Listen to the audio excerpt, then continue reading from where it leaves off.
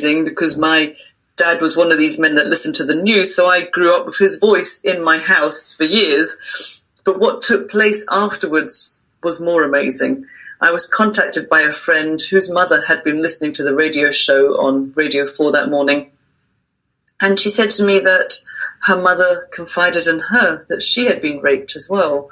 Her mother on that morning broke 64 years of silence. Wow. And every time I speak, I think of that one woman. Yeah. Because I never know where the ripples go, who it goes out to, who's listening that day. And my friend has now told me that what has opened up between the two of them is a space they never had before, and she calls it gold. Yeah. You know, it's changed something between them, and she now shares different things, and it's just a whole different relationship. And I thought, would she have gone to the grave and never told anybody if she hadn't heard me speak that day? Yeah.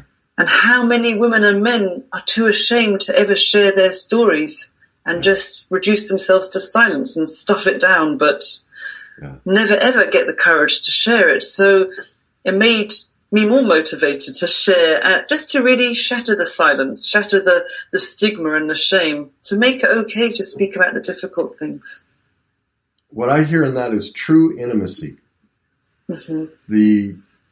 The willingness to share every part of yourself with somebody. And that's where connection is formed. You said the change in their relationship and the things they talk about now.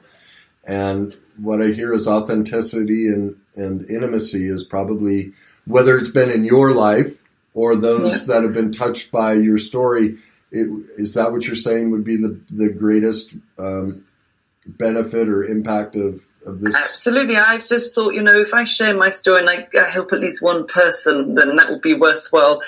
But I honestly receive messages every day via my website, Facebook, emails.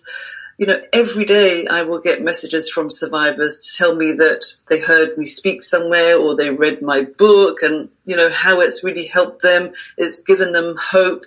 They know that maybe one day they can walk through their trauma and they can get to a place where they feel okay, or that they want to just let go of the shame. They want to share their story. And people will contact me and say, they can't share their story. I say, well, write it down. If you ever want to write it down, send it to me and I will read it. Yeah. Men have emailed me their stories and I will read it. And that's another way of finding your voice. It's a step to be heard, to shatter that shame, is to really invite someone else in, because shame is very isolating. We do it all by ourselves and we can perfect it. We're so good at it. But if you allow someone else into that world, it starts to shatter that shame. Yeah, it's I think it's Brene Brown who uses this analogy of when you take a disease or something and you put it in a petri dish and you put it in the darkness, the disease just explodes. It overtakes the petri dish because it's in that darkness. But when you bring it into the light and take the top off of it, kills it. And I like to think of when I started to speak, it was like giving it oxygen. Yeah. Before it was just stale and dead and fermenting inside me. But once I started to speak, it released it and it gave it oxygen, and it just takes up so much space inside that then it allowed it to shift. It allowed it to move. Yeah. And when it moves, there's more of you. The real you can show up, because I started to realize that the real essence of me, they could never touch that. And that is what's coming in more and more and more. The more I challenge my shame, or the more I challenge my silence, it's actually shattering it, What would you say to the man or woman, because I know there's some listening right now, and there's a secret or there's a trauma, there's something that's eating at them, and they're where we were at one point in our life where we weren't ready to go there. We know it's affecting everything we do, but we're just not ready to turn towards it. We're going to keep choosing to push it down and not go there. And they're listening to this going, yeah, I know I should, but I'm not going there. What would you say to them? Well, if they're not ready, that's a tricky one, but maybe just to pay attention to what they're doing, because everything has a price.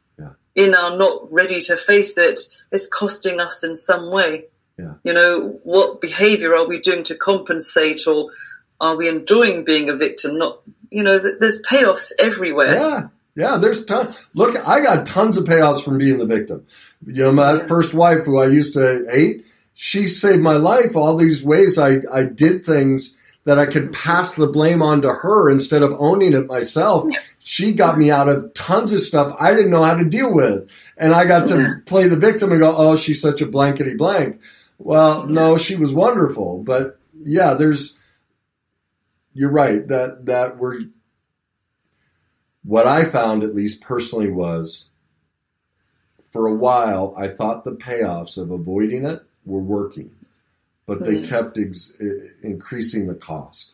And actually, we know everything that we do. You know, if I have a new client and I give them feedback, I know whatever I'm saying to them is not a surprise. They know their unhealthy thoughts, their unhealthy behaviors, how they're behaving. None of it is a surprise when we really pay attention and we listen. And I would just say to people that it's never, ever, ever too late to tell your story. It's never too late to get support and to get help. It doesn't have to be a therapist, but find somebody to really listen to your story in its whole, you know, all of it together, entirety, or write it down if you can't tell somebody. Yeah. But find a way to start moving it, to start shifting it inside. So what I hear in that is look at the situation and ask yourself, what's the smallest thing I can do in this moment to move me towards it? Is that a good way of saying it? And practice self-care. If you can't find your voice, look at how you treat yourself. Yeah. Are you kind to yourself? Are you loving to yourself? How do you really treat yourself? Are you in unhealthy relationships, or do you practice bad, you know, unhealthy habits? How do you look after yourself? What do you do? All the advice you would give to somebody else, start giving that to yourself, because we're great at giving it to other people. Yeah, we are very good at that, aren't we? Yeah. Let's talk about self-care just for a second here. What sort of ways do you help people improve their self-care? What do you think are essential things people need to do on a daily basis, or would recommend people do? Yeah, I think the biggest thing that anybody has to do is to pay attention. Is to really start to look at how you live your life. How are you in your life? How do you walk on this planet? You know, where do you put your focus? Where do you put your energy? Where is your attention on a daily basis? Are you present? Are you somewhere else? What do you do? Yeah. To me, to build your awareness, to really start to grow and to shift, that's the best thing anyone can do. Yeah. It helps you become aware of your denial of how... If we truly pay attention to what we're doing, then we're like, oh my gosh, I'm doing this. Nobody else. No. It's me. Yeah. And we have to take personal responsibility. Nobody else is going to do it for you. Yeah. I picked this bad relationship. I picked this bad job. I picked it. Yeah. It was my choice. Or even thinking, you know, if I get a new job or a new car, a new boyfriend, that's going to make me happy. No, it's an inside job. It has to come from you. It has to come from inside. It's not about your external world, it's your internal world. That is really where the choices are made. Yeah, I agree with that wholeheartedly. Well, we're about to wrap up here. I always like to end with one last question. Sure. And I'm curious, what would you say is the best day of your life? Best day? Oh, I don't know. There's been so many. I think maybe becoming a mum, giving birth, because I really thought I would never, ever give birth. And so to me, it was like my revenge, my best revenge, to become a mum and to lead what I call a normal life, because I just thought I would never do it. I really thought that, that was the turning point in my healing. It really started my journey of just refusing to be identified by what had happened to me. Isn't it funny how there are life experiences waiting for us? Yeah. To that, and it wasn't the one thing you said you wouldn't do is the one thing that set you free. If you think about the giving birth and then your daughter turning 13, and it was the thing it's the thing I realized is that which we are the most afraid to face Mm-hmm. is our greatness. Our greatness is literally paper thin right on the other side of that. And once we turn towards it, it just comes pouring into us. Absolutely. The single thing. It's our vulnerability that we're so scared of. And actually, if we really step into our vulnerable moments, that's when we grow. That's when we realize that it's not happening anymore. And we realize we're actually so much stronger than we think we are. I really thank you for being so transparent and vulnerable and sharing your story and becoming a victor and not a victim, and showing other people that it's possible, giving them permission to do it as well, because I think that's really what everyone's looking for is permission. And I really appreciate you being willing to do that today and through all the efforts that you do. Can you one more time tell everyone how to reach you? So that if they've suffered through this or they just want their story read, sure, absolutely. They can email it to you. Contact me on my website, madelineblack.co.uk, or on Twitter, Instagram, excuse my dog, madblack65, or on Facebook, Madeleine Black Unbroken, LinkedIn. That's quite a few places. There you go. Well, thank you, Madeleine. I really appreciate it. Thank you.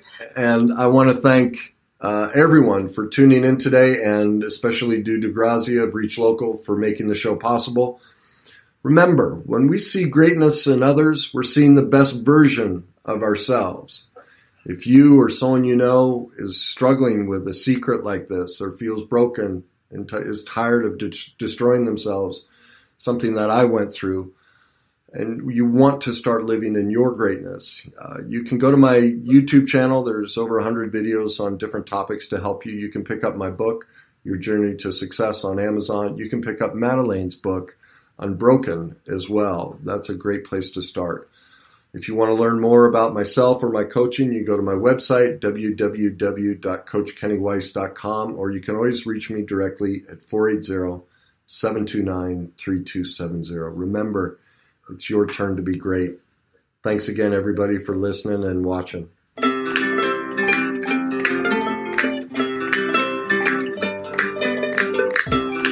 can do anything. I can reach any goal today. I can do what I want. I can be what I want to be.